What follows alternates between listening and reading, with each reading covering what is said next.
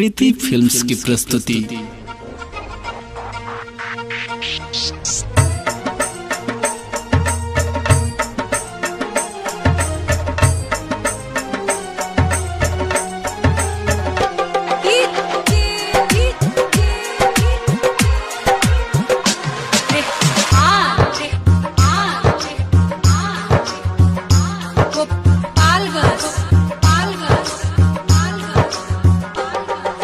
काहे हमके छोड़ गइलू बोला तू ए रानी, नाही मिलबू हमके खत्म पाले हम कहानी।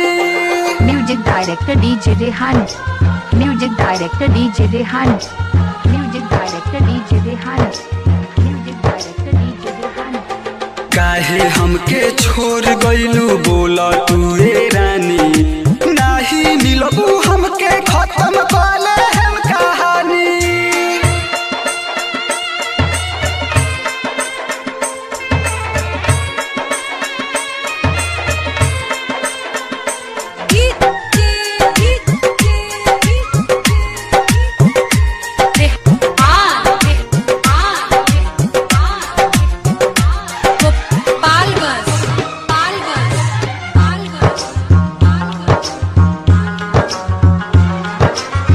प्यार में तू तो दे गइलू धोखा, नाही तू देलू रानी सोचहूँ के मौका। प्यार में तू तो दे गइलू धोखा, नाही तू देलू रानी सोचहूँ के मौका। कसम खाइलू तू नानी भइलू तू, कसम खाइलू तू नानी भइलू तू। तहरा बिना कैसे रानी हमहू जियतानी, नाही मिलबू हमके खत्म पाले हम कहानी। पैबू नाही प्यार तू तो सुन हमरा खानी, नाही मिलबू हमके खत्म पाले हम कहानी।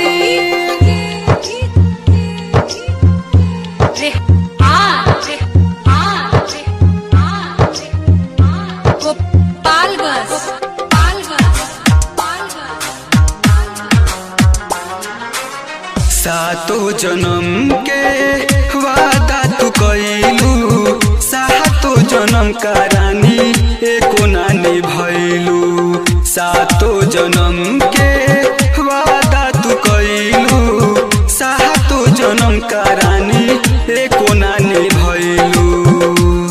बारू झूठी हो बनी बूझी हो, बारू झूठी हो बनी बूझी हो। रोअब दिहल देख के तोहर प्यार के निशानी, नाही मिलबू हमके खत्म पाले हम कहानी। पैबू नाही प्यार तू तो सुन हमरा खानी, नाही मिलबू हमके खत्म पाले हम कहानी।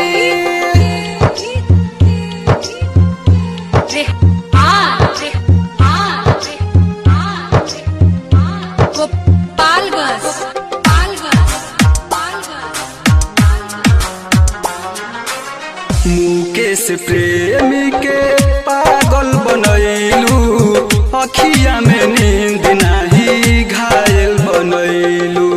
मुकेश प्रेमी के पागल बनैलू, अखिया में नींद नाही घायल बनैलू।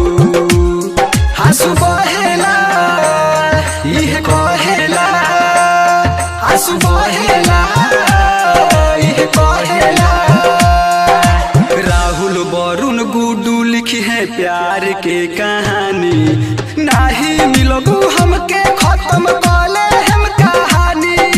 पैबू नाही प्यार तू तो सुन हमरा खानी, नाही मिलबू हमके खत्म पाले हम कहानी, नाही मिलबू हमके खत्म पाले हम कहानी। Music director DJ Rehan. Preeti recording studio, Dayalpur Saran.